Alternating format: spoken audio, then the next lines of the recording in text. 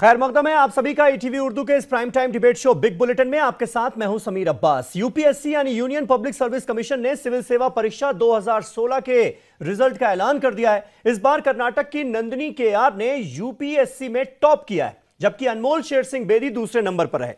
4,59,659 candidates इस बार exam में appear हुए थे, जिनमें से सिर्फ 1,099 इस मुश्किल इम्तिहान को पास कर बड़े अफसर बन पाए। इस बार टॉप 100 छात्रों में 9 मुस्लिम छात्रों को सफलता हासिल हुई है।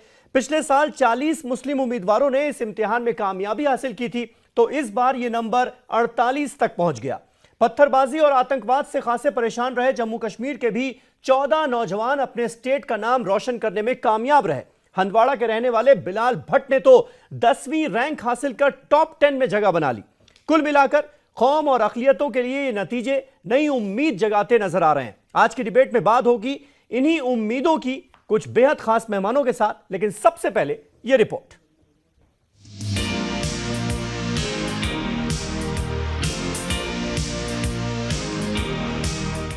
यूपीएससी इम्तिहान में कामयाब होने वाले मुस्लिम उम्मीदवारों की तादाद में इजाफा हुआ है। गुज़िश्ता साल 2015 के नताइज के मुताबिक यूपीएससी में कामयाब होने वाले 1,256 उम्मीदवारों में से सिर्फ 40 मुस्लिम उम्मीदवार थे, जिनमें 4 खवातीन भी शामिल हैं। वहीं 2014 के नताइज के मुताबिक 1122 उम्मीदवारों में सिर्फ 34 मुसलमान उम्मीदवार थे। 2016 के नताइज के मुताबिक 1,099 कामयाब उम्मीदवारों में से 48 मुस्लिम उम्मीदवार कामयाब हैं। ये वो आदाद हैं जो इस बात का इशारा करते हैं कि यूपीएससी नताइज 2016 में मुस्लिम नुमाइंदगी में इजाफा हुआ है। यूपीएससी के नताइज आने के बाद कामयाब तुलबा को मुबारकबाद देने का सिलसिला जारी है। टॉप 10 में जगह बनाने वाले जम्मू कश्मीर से ताल्लुक रखने वाले बिलाल मोहिउद्दीन ने 10वां मकाम हासिल किया है, जबकि टॉप 100 में 9 अक़लियती तुलबा जगह बनाने में कामयाब हुए हैं। वहीं हैदराबाद के मुजम्मिल खान ने 22वां मकाम और कर्नाटक के शेख तनवीर आसिफ ने 25वां मकाम हासिल किया है। तो इसीलिए थोड़ा सा इसमें टाइम लगा, क्योंकि आईएएस में निकालने के लिए थोड़ी सी मेहनत ज़्यादा लगती है। तो मैं बहुत खुश हूँ कि जो मैंने बहुत मेहनत की थी शुरू से ही, एक कंसिस्टेंटली और कंटिन्यूअस मेहनत की, मुझे लगता है कि फाइनली ये रंग लाई। किसी एक को इसका श्रेय नहीं देना चाहता हूँ, इसमें मेरे दोस्तों का कंट्रीब्यूशन है, सभी लोगों का है। मुझे लगता है मेरी ग्रोथ और मेरे अचीवमेंट में सभी लोगों का अपना अपना पार्ट है, लेकिन फैमिली का एक बहुत ही महत्वपूर्ण पार्ट है इसमें। मुझे लगता है कि मैं एक प्रेरणा हूँ उन युवाओं के लिए जो सिविल सर्विस के लिए पर्टिकुलरली तैयारी कर रहे हैं। और बाकी जो आप कश्मीर के इश्यूज़ बता रहे हैं, मुझे लगता है मुझसे और भी कुछ लोग हैं जिनको ज़्यादा पता है इस चीज़ के बारे में, वहाँ के हालात के बारे में। तो बाहर ही रहा हूँ 2005 से। तरह से नबी सल्लल्लाहु अलैहि वसल्लम ने बताया था उम्मुख उम्मुख उम्मुख, तो उसी तरह से 3 बार मेरी माँ को, फिर बाद में मेरे बाप को। शी हैज़ बीन अम्मी का मेरा बहुत बड़ा किरदार रहा है बचपन से लेके। किसी तरह पैसे अरेंज करना, किसी तरह पढ़ने के लिए हिम्मत हौसला अफजाई करना, तो उनकी हमेशा से मेरी प्रिपरेशन में, मेरे एग्ज़ाम्स में और इस जर्नी में। कौमी सतह पर कामयाबी के लिहाज से मुस्लिम उम्मीदवारों की कामयाबी का तनासुब भी बढ़ गया है। यूपीएससी में मुस्लिम नुमाइंदगी के लिए मुख्तलिफ तंजीमें और इदारे काम कर रहे हैं। ज़कात फाउंडेशन के 15 तुलबा सिविल सर्विस में कामयाब हुए हैं, जबकि जामिया मिलिया इस्लामिया के 14 तुलबा यूपीएससी में कामयाब हुए हैं। मुस्लिम नुमाइंदों का मानना है कि नताइज गुज़िश्ता बरसों से बेहतर हैं, मगर इस सिमत में मजीद काम करने की ज़रूरत है।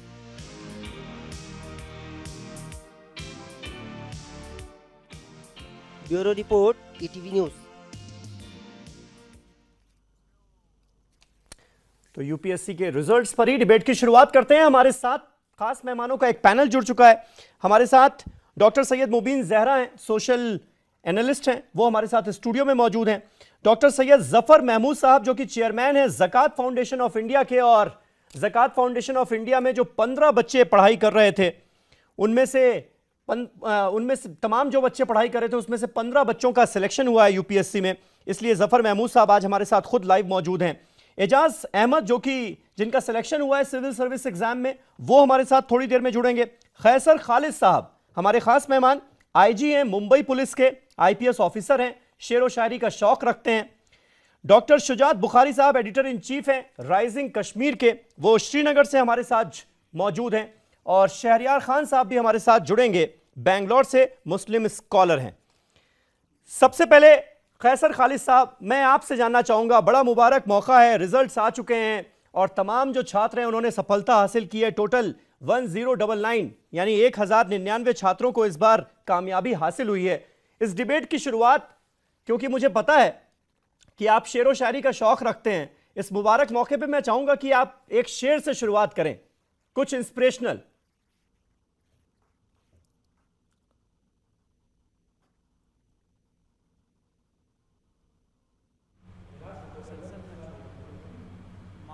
कैसर भाई, मेरी आवाज मिल रही है आपको? मुसलसल न छोड़ना जी जी बिल्कुल आ रही है, हमारी आ रही है आपको? इरशाद। हाँ, तो मेरा ही एक शेर है कि हाँ। मायूस हो के जहदे मुसलसल न छोड़ना, मायूस हो के जहदे मुसलसल न छोड़ना, ज़ख्मों के बाद हाथों में गौहर भी आएंगे, ज़ख्मों के बाद हाथों में गौहर भी आएंगे। तो मैं तमाम लोगों का जो कि इस बार की सिविल सर्विस में कामयाब हुए हैं उनका इस्तकबाल करता हूं, उनको मुबारकबाद देता हूं। और वो लोग जो कि बहुत कम मार्जिन से छूट गए, मैं उनको ये भी हौसला दिलाना चाहूँगा कि आपके पास अभी अटैम्प्ट्स हैं, वक्त है, आप और कोशिश कीजिए और मेहनत कीजिए, अपनी गलतियों को सुधारिए, तो इंशाल्लाह अगली बार आपका भी नाम लिस्ट पे होगा। जी, और मुस्लिम हिस्सेदारी की हम बात कर रहे हैं लगातार। इस देश में कहा जाता है 14% मुसलमान हैं, जो पुराना डेटा हमारे सामने है। क्या आपको लगता है कि यूपीएससी में, सिविल सर्विसेज में ठीक तरीके से रहनुमाई हो पा रही है, वो हिस्सेदारी मिल पा रही है मुसलमानों को जो मिलनी चाहिए, उतने बच्चे आगे आ रहे हैं? देखिए, अगर आबादी के तनासुब में आप देखेंगे तो यकीनन ये बहुत ही कम है, और जैसा कि सचर कमेटी की रिपोर्ट में भी इस चीज़ को वाज़ेह किया गया था कि जो तनासुब है गवर्नमेंट की नौकरियों में वो बहुत कम है। लेकिन इसमें खुशाइंद बात यह है कि जो पहले हम 2% और 2.5% देखा करते थे, आज अगर हम 4 या 5% पे जा रहे हैं तो ये अपने आप में एक बड़ी बात है। और जैसा कि अपने प्राइम मिनिस्टर का कहना है कि सबका साथ सबका विकास, तो मुझे लगता है कि मिल्लत की तरफ से एक बहुत अच्छा और बहुत पॉजिटिव रिस्पांस इसकी अब की बार आया है कि जब करीब 50 के आसपास हमारे बच्चे कामयाब हुए हैं। और अगर ये ट्रेंड की शुरुआत है तो मुझे उम्मीद है कि वो दिन दूर नहीं जब हम एक और बड़ी तादाद को सिविल सर्विस में कामयाब होते हुए देखेंगे। जी, जफर महमूद साहब हमारे साथ मौजूद हैं। डॉक्टर महमूद, आपके लिए निश्चित तौर पर एक बड़ी कामयाबी है जिस तरह से ज़कात फाउंडेशन के 15 बच्चों ने कामयाबी हासिल की है सिविल सर्विसेज एग्जाम को पास करके। क्या आप कहेंगे, क्या मूल मंत्र रहा, क्या सफलता के गुर आपने सिखाए कि एक साथ 15 बच्चे एक ही बैच के?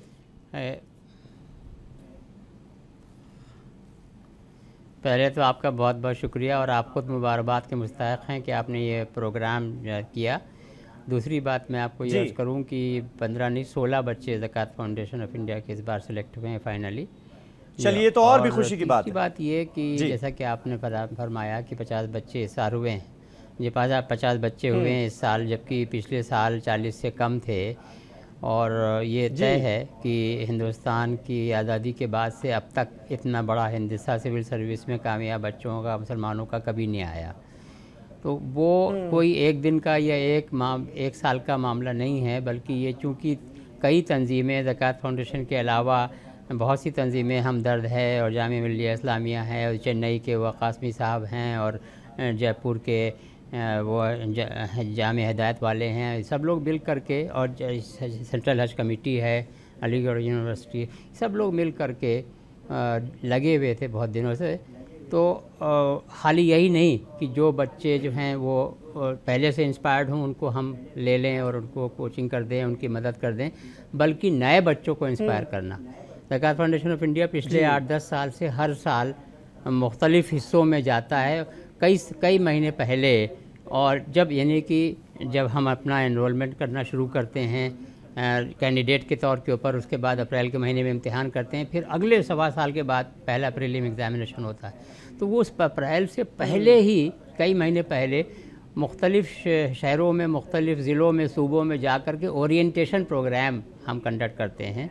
और इसमें हमारा बहुत कंसंट्रेशन कश्मीर पर रहा है, मल्लापुरम में रहा है, वेस्ट बंगाल में, और भी जगह जगह रहा है। तो जो चूँकि ये ओरिएंटेशन प्रोग्राम्स होते हैं, हम करते हैं और भी लोग करते हैं, तो इस वजह से बात फैलना शुरू हो गई। और बहुत से लोग जिनके अंदर एक सेंस ऑफ डिफिडेंस था, यानी कि कॉन्फिडेंस की कमी थी।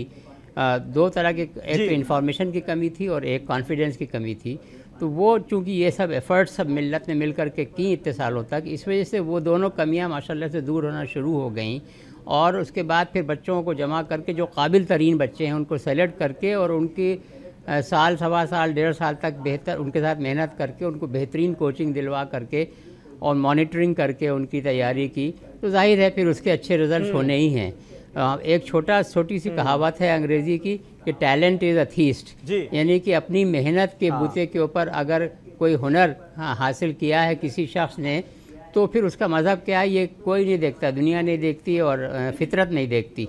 तो लिहाजा ये कि जो मूल मंत्र आप पूछ रहे हैं वो यही है कि मेहनत करके हुनर हासिल करो और उसका इस्तेमाल करो दूसरे से मुकाबला करने के लिए। बिल्कुल, ज़बरदस्त मेहनत का कोई ऑप्शन नहीं है। एजाज़ अहमद साहब हमारे साथ मौजूद हैं। एजाज़ अहमद साहब, बहुत बहुत कंग्रेचुलेशंस आपको, मुबारकबाद आपको, सिविल सर्विसेज में आपका सिलेक्शन हुआ है। आपकी सफलता का मंत्र क्या है, कैसे आपने ये सफलता हासिल की? और जैसा कि अभी डॉक्टर महमूद साहब कह रहे थे कि ज़बरदस्त मेहनत का कोई ऑप्शन नहीं है, वो तो आपको करनी ही है, तो वो तो आपने जाहिर की ही होगी। उसके साथ साथ और क्या जो आप हमारे व्यूअर्स के साथ शेयर करना चाहेंगे, क्योंकि इस वक्त बहुत सारे ऐसे कैंडिडेट्स, बच्चे जो तैयारी कर रहे हैं सिविल सर्विसेज एग्जाम की, वो आपको सुन रहे होंगे, आज वो आपसे इंस्पिरेशन लेंगे।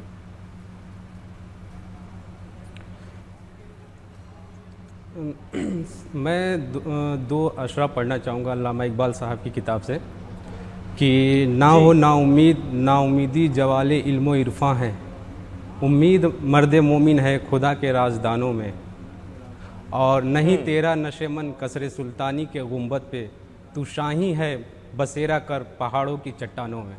यही था सर डेडिकेशन और परसेवरेंस जिसने मुझे अभी तक से इस फील्ड में बनाए रखा। जी, तो आपके सब्जेक्ट क्या क्या थे? सर मेरे सब्जेक्ट एंथ्रोपोलॉजी थे, एज ऑप्शनल सब्जेक्ट एंथ्रोपोलॉजी लिया था मैंने। अच्छा, तो उसके कुछ खास टिप्स जो कैंडिडेट्स एंथ्रो लेते हैं उनके लिए, कुछ खास हिदायत? एंथ्रोपोलॉजी जो है एक तरीके से, जी बिल्कुल, एंथ्रोपोलॉजी एक तरीके से एक अपने आप में पूरा एक होलिस्टिक साइंस है जो ह्यूमंस के सोशल, पॉलिटिकल, इकोनॉमिक, कल्चरल और सिविलाइजेशन स्टडीज़ को कवर करता है। एक बार एंथ्रोपोलॉजी पढ़ने के बाद हम पूरी तरीके से इंसान को समझने लगते हैं कि हाँ इंसान क्या होता है, उसके सारे जो डायनामिक्स होते हैं, सारे पर्सपेक्टिव होते हैं, सारे प्रोस्पेक्ट्स होते हैं, सारे एस्पेक्ट होते हैं, सब कुछ समझ जाइएगा। और यही चीज़ चाहिए किसी भी कंट्री को आगे ले जाने के लिए, एज एडमिनिस्ट्रेटर या एज अ गवर्नेंस में ये सारी चीज़ें ज़रूरत होती है कि सबसे पहले आप इंसान को समझिए, उसकी ज़रूरतों को समझिए। अगर आप ये चीज़ों को समझ गए तो एज एडमिनिस्ट्रेटर आप बहुत अच्छा कर जाएंगे लाइफ में। जी जी जी। डॉक्टर जहरा, यहाँ पर जो बात हो रही है कि हिस्सेदारी की, क्या मुसलमानों की ठीक तरीके से हिस्सेदारी अभी भी हो पा रही है क्या? और ख़ास तौर पर गवर्नमेंट की तरफ से जो सपोर्ट मिलना चाहिए वो मिल पा रहा है क्या? सबसे पहले तो समीर साहब, सब कैंडिडेट जिन्होंने इसको क्लियर किया है, इस बहुत ही मुश्किल और मेहनत करने वाला काले बच्चे जो हैं, उनको मैं मुबारकबाद देना चाहूँगी आपके चैनल के ज़रिए। और जो सवाल आपने किया बहुत ही इम्पॉर्टेंट सवाल है। सबसे बड़ी बात तो ये है कि हमें आज़ादी में कितने साल हो गए हमें आज़ादी हासिल करते हुए, और जब तब जाके हमारे कुछ बच्चे जो हैं इस एडमिनिस्ट्रेटिव सर्विसेज में उन्होंने अपना एक मकाम बनाया। जी। दूसरी बात यह है कि एडमिनिस्ट्रेटिव सर्विसेज में जो बच्चे आते हैं उनके लिए जो बेसिक एक एजुकेशन है वो ग्रेजुएशन है। तो कहीं ना कहीं हमें ये भी देखना है कि क्या हायर एजुकेशन मुसलमानों तक पहुंच रहा है, उनकी पहुंच में है हायर एजुकेशन। उसमें सिर्फ हम सरकार को नहीं कह सकते हैं, उसमें हमारा माशरा भी जिम्मेदार है। जिस तरह से हम बाकी चीज़ों में कंट्रीब्यूट करते हैं, आप देखिए ज़फ़र साहब इतना बड़ा काम कर रहे हैं अपने फाउंडेशन के ज़रिए, उन्होंने अपने और भी को जो लोग हैं जो इस सर्विसेज में बच्चों की मदद कर रहे हैं वो नाम लिया। मुझे लगता है इस तरह के कई लोगों की ज़रूरत है माशरे को।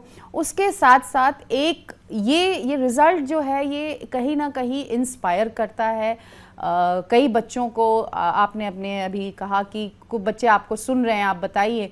तो मुझे लगता है कि इस तरह का जब रिजल्ट आता है तो कहीं ना कहीं एक कॉन्फिडेंस बनता है बच्चों में। वो ये सोचते हैं कि अगर एजाज साहब यहाँ पहुँच सकते हैं तो शायद मैं भी वहाँ पहुँच सकता हूँ। तो ये कॉन्फिडेंस जो है, इस तरह के जब नतीजे आते हैं, जब कैंडिडेट्स ज़्यादा आते हैं किसी कम्युनिटी से, तो वो एक बहुत अच्छा मैसेज आता है। लेकिन कहीं ना कहीं मैं एक चीज़ ज़रूर कहना चाहूँगी कि इल्म को लेकर, तरबियत को लेकर, एजुकेशन पॉइंट ऑफ व्यू से लेकर मुझे लगता है मुस्लिम माशरे में अभी काम बहुत ज़रूरी किया जाना है। जहां हम हायर एजुकेशन की बात करते हैं, जहां हम रिसोर्सेज की बात करते हैं, आप जानते हैं कि ये यूपीएससी की जो पढ़ाई है 12-12 घंटे, 16-16 घंटे, एजाज साहब बताएं कि कितने घंटे उन्होंने अपनी पढ़ाई में दिए और कितने रिसोर्सेज की उनको ज़रूरत पड़ी, किताबों की ज़रूरत पड़ती है।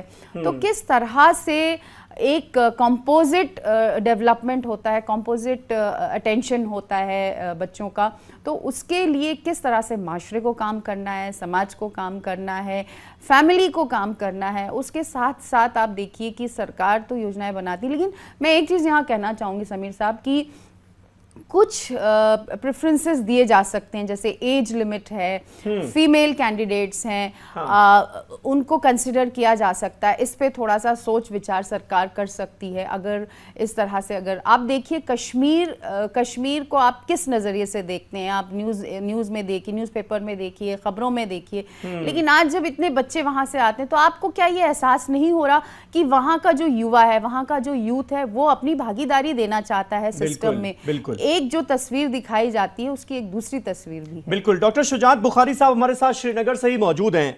डॉक्टर शुजात बुखारी, आज जिस तरह से रिजल्ट आया और जम्मू कश्मीर से लास्ट ईयर की अगर हम का कंपैरिजन करें तो 12 कैंडिडेट्स थे जिन्होंने सिलेक्शन लिया था। इस बार वो संख्या बढ़कर थोड़ी बढ़ी है, 14 हुई है। तो कहा यह जाता है ये गाना हम सुनते आए हैं कि हम लाए तूफान से कश्ती निकाल के। आज जब रिजल्ट आया तो लोगों ने कहा कि हम आए हैं कश्मीर से यूपीएससी निकाल के। मतलब ऐसा माहौल बना हुआ है इन दिनों कश्मीर में, पत्थरबाजी की घटनाएं हर रोज हम देखते रहते हैं, सुनते रहते हैं, उस पर टीवी डिबेट्स भी होती रहती हैं। लेकिन कश्मीर से जब यह खबर आती है कि भाई यहाँ के 14 बच्चों ने यूपीएससी एग्जाम जो है वो क्वालिफाई कर लिया है, सिलेक्शन हासिल कर लिया है, तो बड़ी राहत भरी खबर होती है, बड़ी खुशगवार खबर मिलती है। आपको लगता है कि ये और भी तमाम लड़कों के लिए, नौजवानों के लिए इंस्पिरेशन का काम करेगी ये खबर? जी समीर भाई, सबसे पहले ये कि मैं कहना चाहूँगा कि कश्मीर में जो हकीकतें हैं वो एक से ज़्यादा हैं, और एक हकीकत ये भी है उसमें कि कश्मीर के जो लोग हैं और ख़ास तौर से जो नौजवान हैं वो किसी से कम नहीं। और जब 2010 में शाह फैसल साहब ने पूरे हिंदुस्तान में सिविल सर्विसेज के एग्ज़ाम को टॉप किया था, तो उससे ये अंदाज़ा हुआ था कि अगर कोई इंसान मेहनत करता है तो वाकई वो किसी भी सतह पे पहुंच सकता है। और मैं समझता हूं कि वो एक ज़रूर एक इंस्पिरेशन बने, क्योंकि उसके बाद जो तादाद है उन लड़कों और लड़कियों की जो इस सिविल सर्विसेज में आए वो बढ़ गई। और आज इंतहाई खुशी का मौका है उस एतबार से, क्योंकि आज रियासत जम्मू कश्मीर से 18 जो कैंडिडेट्स हैं वो सिलेक्ट हुए हैं, और उनमें से 10 का ताल्लुक जो है वो मुस्लिम तबके से है, क्योंकि आपका डिबेट जो है वो उसी के इर्द गिर्द घूम रहा है। तो 10 का ताल्लुक इस कम्युनिटी से है, और मुझे लगता है कि एक खुशाइंद कदम है, और अगर कोई मेहनत करे तो बिल्कुल उसका फल मिलता है। लेकिन उसके साथ साथ ये चीज़ को अप्रिशिएट करने की ज़रूरत है कि जिस तरह से अभी जो मेरे पहले फाजल पैनलिस्ट थे उन्होंने कहा कि कश्मीर में और भी हकीकतें हैं, पत्थरबाजी भी है, बाकी चीज़ें भी है। तो इस बात को भी देखने की ज़रूरत है कि इतना कॉन्फ्लिक्ट में एक स्ट्रेस होने के बावजूद जिस तरह से लड़के और लड़कियां कोशिश करते हैं कि वो इस तरह के प्रेस्टिजियस इम्तिहान में शामिल हों और उससे वहाँ फिर सुरखरू हों, तो मैं समझता हूँ कि एक अच्छी बात है और इसको आगे बढ़ाने की ज़रूरत है, क्योंकि समाज में सब चीज़ों की ज़रूरत होती है। इसमें कोई शक नहीं है कि कश्मीर में हमारे सियासी मसाइल हैं और उन सियासी मसाइल को भी देखने की ज़रूरत है, उनको हल करने की ज़रूरत है। लेकिन मैं समझता हूं कि इन चीज़ों को जिस तरह से एक काउंटर नैरेटिव के तौर पे पेश किया जा रहा है, इसको काउंटर नैरेटिव के तौर पे पेश करने की ज़रूरत नहीं है, क्योंकि हमारे यहाँ जो सियासी नैरेटिव है उसको अगर किसी को भी काउंटर करना है तो वो सियासी नैरेटिव से ही काउंटर करें और इन बच्चों को फोडर उसके लिए ना बनाएं और उनको इस चीज़ के लिए इस्तेमाल ना करें ताकि उससे सोसाइटी और समाज में और कन्फ्यूजन पैदा हो जाए, क्योंकि सरकारी मुलाजमत जो है वो लाज़मी कंफ्यूजन और पैदा क्यों होगा बुखारी साहब? कंफ्यूजन तो दूर होगा ना, क्योंकि तमाम ऐसे लोग हैं। अब आप अलगाववादियों को ले लीजिए, हुर्रियत के नेताओं को ले लीजिए, वो तो यही चाहते हैं ना कि नौजवानों के हाथ में किताबें नहीं पत्थर नजर आए, उनको इसी में खुशी मिलती है, वो इसीलिए लोगों को भड़काते हैं। तो कम से कम उनके हौसले तो पस्त होंगे ना इससे। नहीं, इसीलिए मैंने गुजारिश की कि इस चीज़ को काउंटर नैरेटिव के तौर पे इस्तेमाल ना किया जाए। और मैं समझता हूं कि मैं ईटीवी पे इसलिए आया हूं कि इसमें वो बहस नहीं हो जो बाकी चैनलों में होती है, जिनका कोई टीआरपी का मामला होता है। इसीलिए मैंने गुजारिश की कि इसको काउंटर नैरेटिव के तौर पे ना इस्तेमाल किया जाए, बल्कि इसको इसी नैरेटिव में रखा जाए कि यहाँ का नौजवान जो है वो काबिल है, वो मेहनती है, वो इस किस्म के इम्तिहान में आगे बढ़ सकता है। और जैसा कि मैंने कहा कि ये जो एक IAS में आना, IFS में आना, IPS में आना, ये मुलाजमतों का सिलसिला है और बेशक ये एलीट सर्विसेज हैं, लेकिन नहीं, मैं वो नहीं कह रहा हूं। मैं कह रहा हूं कि कश्मीर के कॉन्टेक्स्ट में अगर देखा जाए तो हमारे यहाँ बहुत सारे लोग, लाखों की तादाद में लोग जो हैं वो यहाँ स्टेट के साथ जुड़े हुए हैं, मुख्तलिफ किस्म की नौकरियां करते हैं। तो उस एतबार से अगर देखा जाए इसमें कोई शक नहीं है कि ये एक अलग चीज़ है और ऑल इंडिया कंपटीशन में लोग आते हैं। बल्कि हमारा जो तनासुब आज है, जो आप कह रहे थे कि 50 लोग आए हैं, उसमें 10 का ताल्लुक रियासत जम्मू कश्मीर से है। अगर आबादी के एतबार से देखा जाए तो वो बाकी जो जितने मुसलमान पूरे हिंदुस्तान में है उसके एतबार से वो ज़्यादा है। तो इसमें मैं वही कह रहा हूँ कि इसको पॉलिटिसाइज करने की जरूरत नहीं है। मैं समझ गया आपका पॉइंट। जो खैसर खालिद साहब, आपको नहीं लगता कि जिस तरह से कश्मीर के जो हालात हैं और अब जिस तरह से 18 बच्चे वहां से सिविल सर्वेंट बनने जा रहे हैं, तो ये बात उन लोगों के हौसले तो पस्त करेगी ना, जो ये चाहते हैं कि कश्मीर का जो नौजवान है उसके हाथ में पत्थर रहे, उसके हाथ में किताबें ना दिखें, वो आगे ना बढ़ पाए, वो वहीं रहे ताकि उनका हित सत्ता रहे, वो अपना काम करते रहें उसकी कंधे पर बंदूक रखकर। तो उनके हौसले तो पस्त होंगे ही, इसमें किसी को कोई शक क्यों होना चाहिए? मैं ये समझता हूँ कि यूथ जो है वो रोल मॉडल होता है बहुत सारे सेक्शंस ऑफ सोसाइटी के लिए और ख़ास तौर से नौजवानों के लिए। शाह फैसल की बात इन्होंने की 2010 में, जब शाह फैसल टॉप किए ऑल इंडिया में, तो मुझे लगता है कि उसके बाद एक बहुत पॉजिटिव चेंज मैं वहाँ के यूथ में देखता हूँ। और बल्कि सिविल सर्वेंट का एक ग्रुप है हम लोगों का, कारवां के नाम से, जिसमें हम इज़हार ख्याल करते रहते हैं, एक्सचेंज ऑफ थॉट करते रहते हैं और फीडर कैसे तैयार होगा उस हवाले से काम करते हैं। तो कश्मीर में एक पॉजिटिव चेंज तो मैं देख रहा हूँ यूथ में, कि वो भी उनके सपने बड़े होने लगे, वो भी इसमें शामिल होना चाहते हैं। और ये सिर्फ कश्मीर की बात नहीं है, बल्कि मैं ये समझता हूँ कि आसाम में भी इस किस्म के काम करने की ज़रूरत है, वेस्ट बंगाल में काम करने की ज़रूरत है, जहाँ से आज भी रिप्रेजेंटेशन बहुत कम है और बहुत सारी तंजीमें काम कर भी रही हैं। तो यूथ अगर कामयाब होता है और नेशन के डेवलपमेंट में वो हिस्सेदार बनता है तो बाकियों के लिए वो रोल मॉडल बनता है। ख़ुद पूर्वांचल जिस इलाके से मैं हूँ, बिहार में से, वहाँ पे मेरे क्वालिफाई करने के बाद एक सिलसिला शुरू हुआ है। बहुत सारे बच्चे हर साल आते हैं, स्टेट के कंपटीशन में भी और नेशनल लेवल पे भी। तो नेचुरली कश्मीर में एक जिसको आप कहते हैं कि नया नैरेटिव तो ये है कि हाँ, ये ऑप्शन भी है, हम मेहनत करें तो इसमें शामिल हो सकते हैं और नेशन के डेवलपमेंट में हम बराबर के भागीदार हो सकते हैं। ये मैसेज तो जाता है और इस मैसेज पे काम भी कर रहे हैं। वहाँ पे जो सिविल सर्विस से लोग आ रहे हैं वो बच्चों को, जैसे आप जानते हैं कि जहाँ मुश्किल हालात होते हैं वहाँ एक सेंस ऑफ डिसअपॉइंटमेंट होता है, एक एलियनेशन का सेंस होता है, तो वहाँ से खींच करके नेशनल मेन स्ट्रीम में लाने का काम तो हो रहा है इस हवाले से। जी डॉक्टर ज़हरा, किस तरह से आप इसे देखती हैं? क्योंकि पिछले 3 साल से हम लगातार अगर देखें तो कश्मीर के हालात हमें और बदतर होते हुए नजर आ रहे हैं।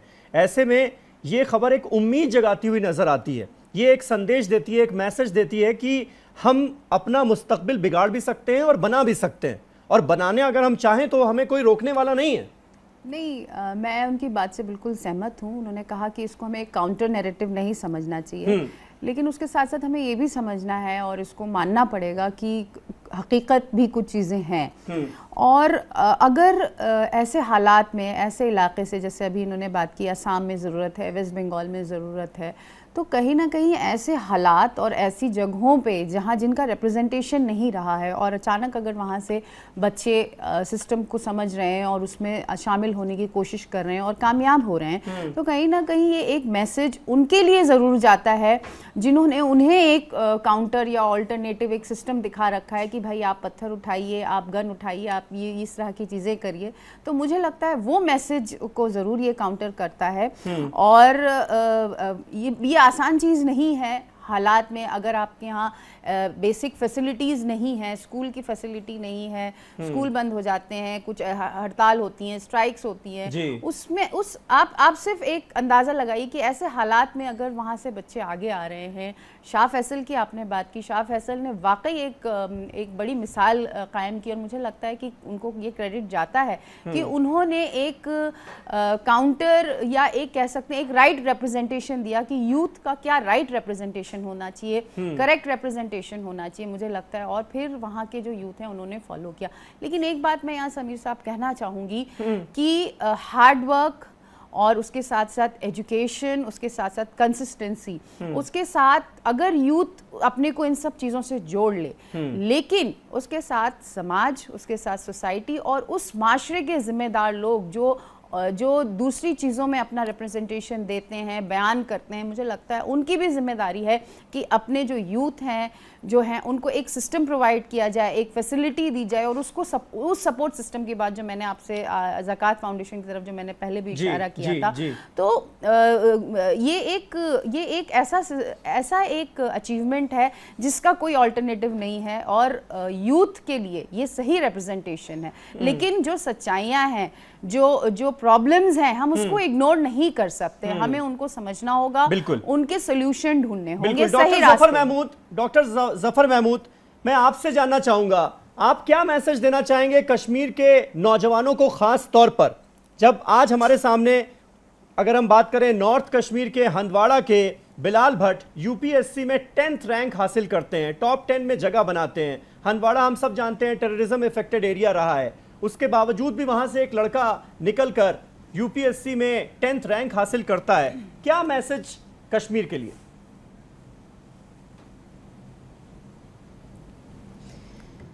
ये सब मैसेज तो अल्लामा इकबाल की ज़बानी ही देना पड़ेगा कि अपनी दुनिया आप पैदा कर अगर जिंदों में है। अल्लामा इकबाल कह गए थे कि अपनी दुनिया आप पैदा कर अगर जिंदों में है, सिर्र आदम है, ज़मीर कुन फ़का है ज़िंदगी। ये जो कुन फ़का है, ये कुरान करीम में जो कुन फ़यकून है, यानी कि अल्लाह ताला की जो सिफ़त है, उनकी जो क्वालिटी है खुदा की, कि जो कोई काम करना चाहता है तो कहता है कि हो जा तो वो हो जाता है, वो कैपेसिटी है। तो वो कहते हैं क्योंकि अल्लाह ने ये कहा है अपने कुरान में कि हमने हर शख्स के अंदर, हर आदमी के अंदर, हर इंसान के अंदर अपनी रूह फूक रखी है। तो लिहाजा ये कि हम में से हर एक की ये ज़िम्मेदारी है और वही ज़िम्मेदारी हर कश्मीरी यूथ की भी है कि वो अपने अंदर वो सिफ़ात पैदा करने की कोशिश करें जो अल्लाह की सिफ़ात हैं। अब अल्लाह की सिफ़ात है टू क्रिएट, पैदा करना, जो कुन फ़यकून। इसीलिए अल्लामा इकबाल कहते हैं कि सिर्र आदम है, ज़मीर कुन फ़का है ज़िंदगी। यानी कि हर आदमी की ज़िंदगी की कामयाबी का राज जो है वो ये है to create by self effort. तो इसी को सबक ले करके कश्मीर के यूथ को ये समझ लेना चाहिए कि साहब हमें अगर अपने से, अपने ख़ानदान से, अपने माँ बाप से और अपने मोहल्ले वालों से, अपने सूबे से और मिल्लत इस्लामिया से और दुनिया के सारे इंसानों से अगर मोहब्बत है हमें, तो हमें अपनी दुनिया आप पैदा करनी है।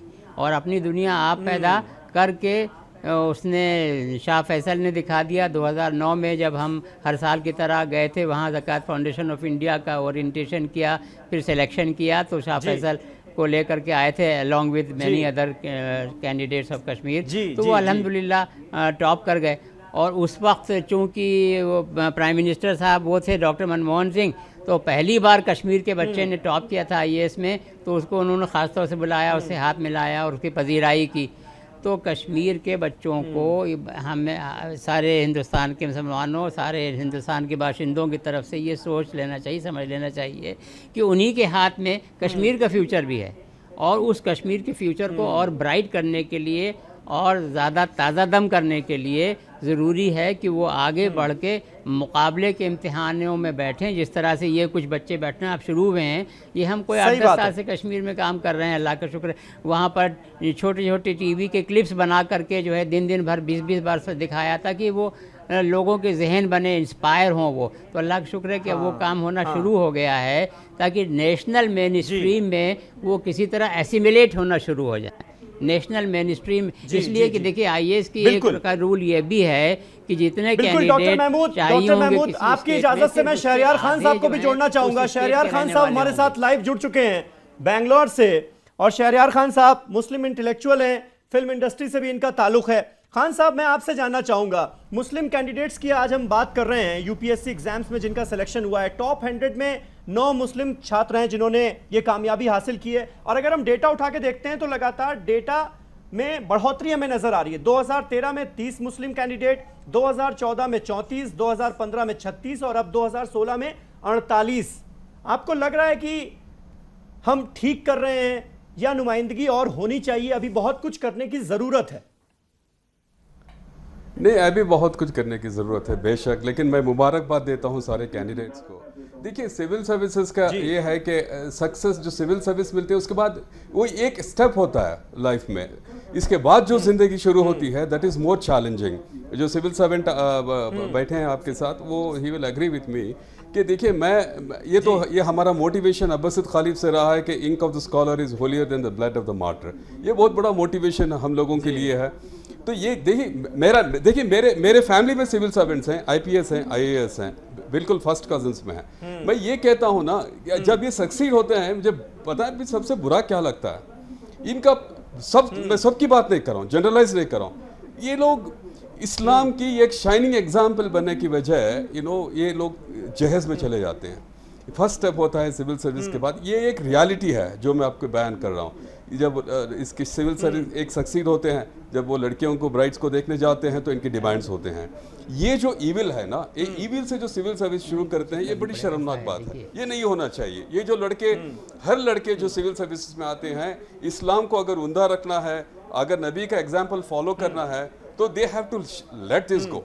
इनको ऐसा एग्जाम्पल दिखाना चाहिए कि they should be true Muslims. ये हिपोक्रेसी आ जाती है।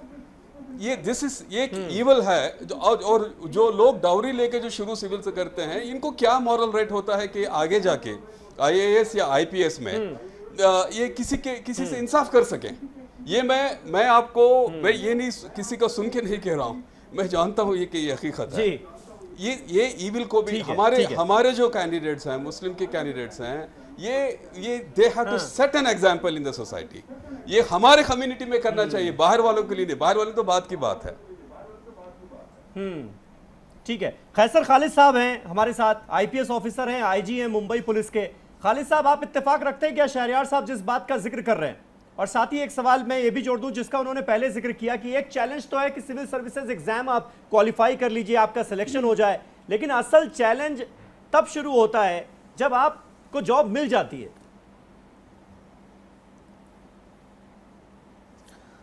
देखिए, पहली बात जो है, इन्होंने डॉरी की बात की। कुछ लोगों में हो सकता है कि ये हो, तमाम लोगों के बारे में जनरलाइज करना ये नामुनासिब है।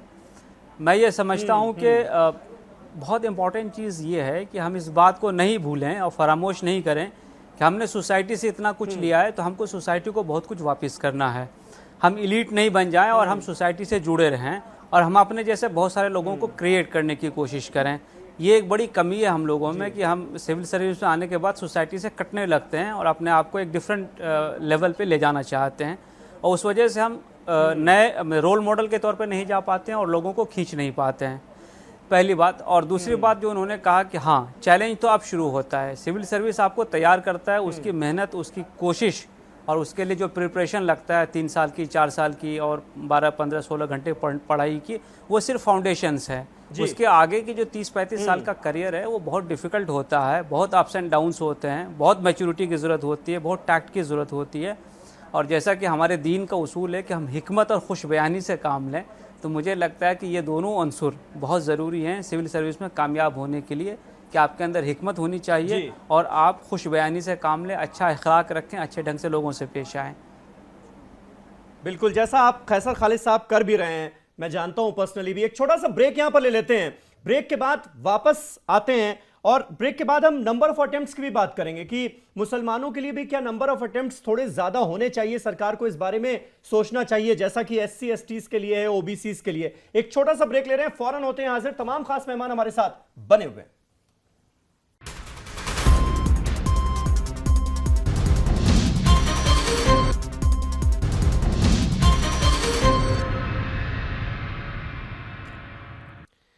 तो बात हो रही है मुसलमानों की हिस्सेदारी की UPSC एग्जाम्स में। हमारे साथ खास मेहमान तमाम बने हुए हैं। डॉक्टर शुजात बुखारी साहब हमारे साथ मौजूद हैं। बुखारी साहब, मैं स्टेटमेंट देख रहा था, दानिश अगस्ताम साहब हैं, इन्होंने उधमपुर के ये रहने वाले हैं, इन्होंने भी क्वालिफाई किया UPSC एग्जाम में इस बार। उनका बयान है, उन्होंने कहा कि schemes implemented by the government of India boost the moral of the youngsters of Jammu and Kashmir. आपको लगता है कि ये जो सबका साथ सबका विकास के तहत जो तमाम योजनाएं केंद्र सरकार की तरफ से लागू की गई, उसका बड़ा फायदा हुआ है कश्मीर के नौजवानों को, उन नौजवानों को जो कि मुख्य धारा में शामिल होकर जुड़ना चाह रहे हैं, कुछ बड़ा करना चाह रहे हैं?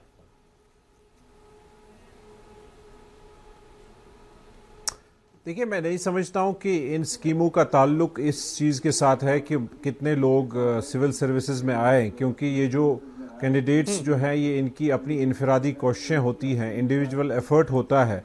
इंस्पिरेशन हो सकता है, उसमें कोई शक नहीं है, लेकिन इनका अपना एक इंडिविजुअल एफर्ट होता है, उसकी वजह से ये आगे जाते हैं और इन इम्तिहानों में कामयाबी हासिल करते हैं। मैंने पहले भी आपसे गुजारिश यही की थी और मैं उसको थोड़ा एलॉबरेट करना चाहता था कि मैं समझता हूं कि एक पॉजिटिव डेवलपमेंट है जो पिछले 5-6 साल से हो रही है और इसको सराहने की ज़रूरत है। लेकिन उसके साथ साथ मुश्किल कहाँ पे कश्मीर के हवाले से आती है, वो ये कि जब गवर्नमेंट इसको एक टूल के तौर पे इस prospective IAS officer, IPS officer को एक टूल के तौर पे इस्तेमाल करना चाहती है कश्मीर में, जहां वो खुद सियासी तौर पे यहाँ नाकाम हुए हैं सिचुएशन को संभालने में, लोगों को रीच आउट करने में, कश्मीर के सियासी मसले को एड्रेस करने में, वहां ये फिर इन कैंडिडेट्स को, इन लड़कों और लड़कियों को एक टूल बना कर पेश करना चाहते हैं कि देखिए जी, ये तो नाकामियों का जिक्र तो हम करते ही आए हैं, लगातार डिबेट्स हो रही हैं और किस तरह से नाकाम रही है सरकार वहां की, उस पर तो हम लगातार बात करते हैं। लेकिन आज तो वक्त है, आज तो मौका है कामयाबियों का बात करने का ना। तो जब UPSC में जिन कश्मीरी बच्चों का सिलेक्शन हुआ है, वो ये कह रहे हैं कि सेंट्रल गवर्नमेंट ने जो आजकल तमाम स्कीम्स चलाई हैं उससे मोराल बढ़ा है हमारा, इसलिए और लड़कों का रुझान इस तरफ बढ़ा है, तो उसको भी तो एक्सेप्ट करना चाहिए। कौन सी स्कीम आप बताइए, कौन सी स्कीम जिससे आप डायरेक्टली एक ऐसी स्कीम मुझे बताइए जिससे IAS और IPS में इस किस्म के लोग आते हैं। ये इनका इंडिविजुअल एफर्ट नहीं है क्या?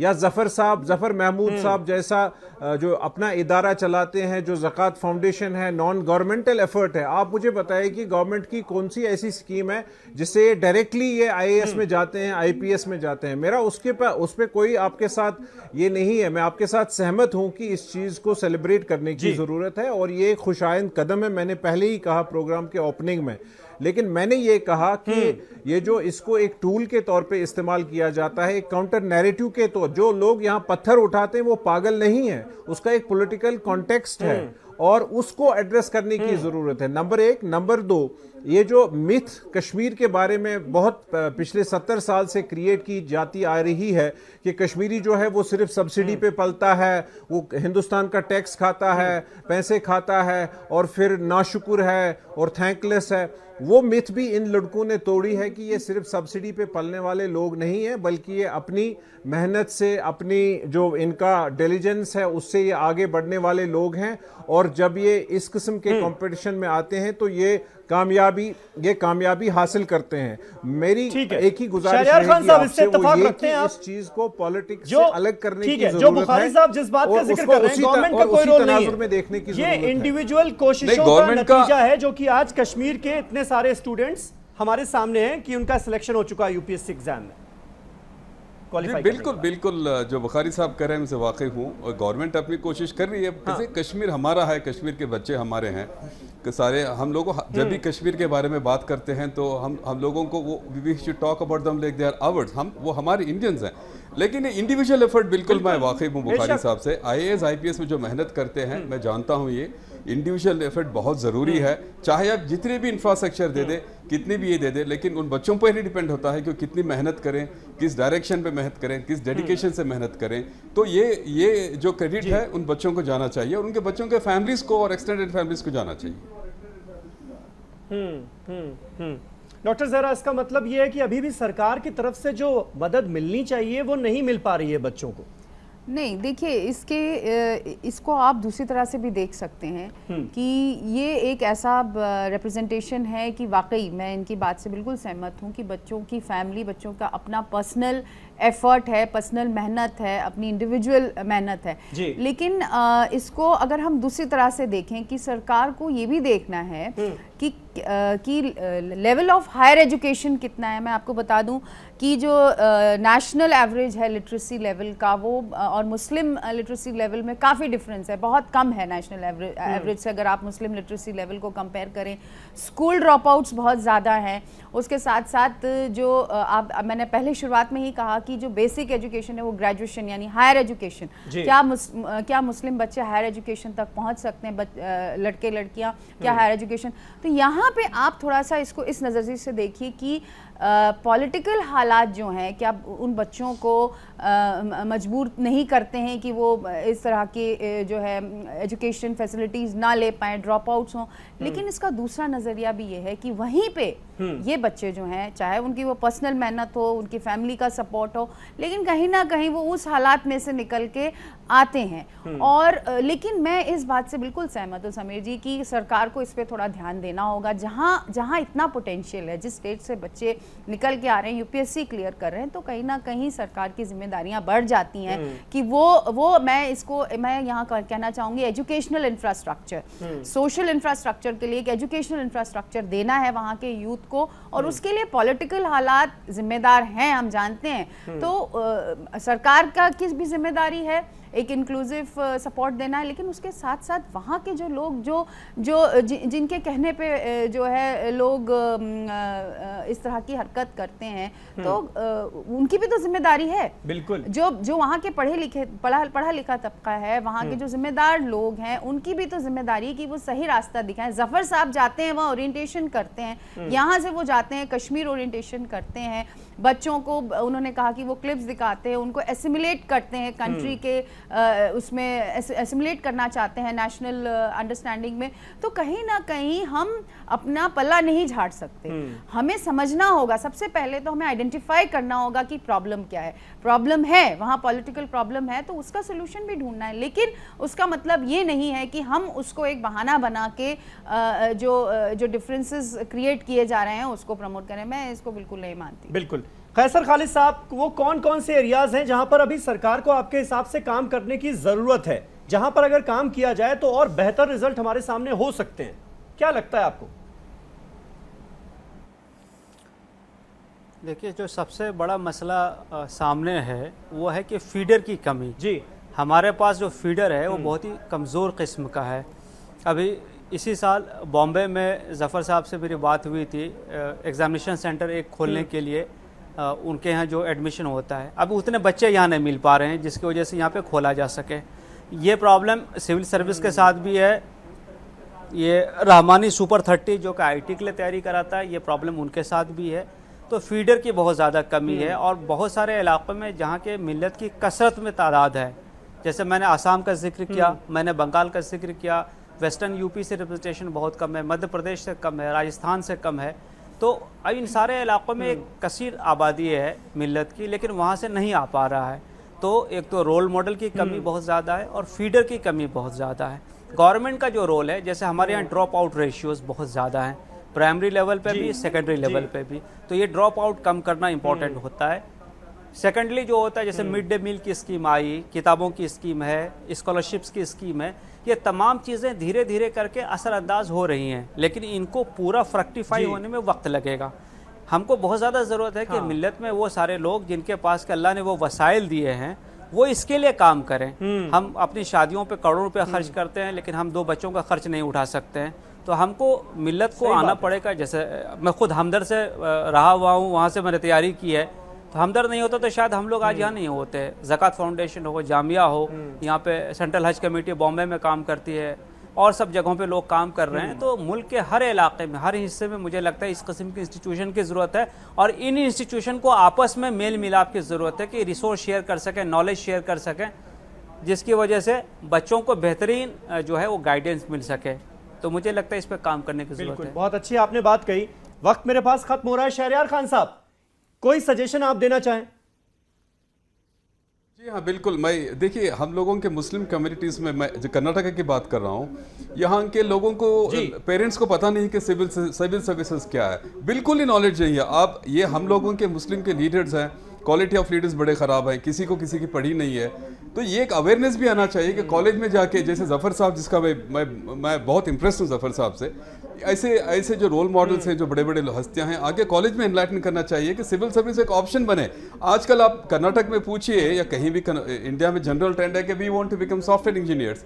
इनको मालूम ही नहीं है कि सिविल सर्विसेज में क्या कितना अच्छा कैरियर सिक्योरिटी हो सकती है, चैलेंजेस हो सकते हैं, और ये जो मुसलमान लड़के हैं वो दूसरों के लिए इंस्पिरेशन हो सकते हैं। मैंने जितने फैमिलीज को कर्नाटक में देखा है, सभी डॉक्टर से इंजीनियर्स बनना चाहते हैं। सिविल सर्विस का ऑप्शन कहीं है जहाँ उनके रिश्तेदार हैं तो उनसे इंस्पायर होकर बनते हैं, वरना आप देखिए कर्नाटका में आईपीएस ऑफिसर्स ही नहीं है, मुस्लिम आईपीएस ऑफिसर्स ही नहीं है, एक है शायद, और आईएएस ऑफिसर्स बड़े कम हैं। तो मैं चाहता हूं कि एक कम्युनिटी की सिक्योरिटी के लिए, मैं कम्युनल कॉन्टेक्स्ट में नहीं बोल रहा हूं, लेकिन ज़रूरी होता है कि हर कौम से एक रिप्रेजेंटेटिव हो, एक आईपीएस ऑफिसर्स होनी चाहिए, आईएएस ऑफिसर्स होनी चाहिए। तो पेरेंट्स और कम्युनिटी के लीडर्स भी जिम्मेदारी लेके, retired bureaucrats, retired IPS officers, IAS officers, serving officers जैसे खैसर साहब हैं, इन सब लोगों को मिलके इस काम में जुड़ना चाहिए। जफर साहब के जैसे इनकी लीडरशिप के अंडर वर्क करना चाहिए। हम लोग कोशिश कर रहे हैं, इस तरफ वर्क कर रहे हैं। ये कर्नाटक में क्या है, स्टेट सर्विसेज से आते हैं, 20 साल के बाद आईपीएस मिलता है, जो डीओएसपी बनते हैं या आईएएस मिलते हैं, उनको they retire age at the most DAG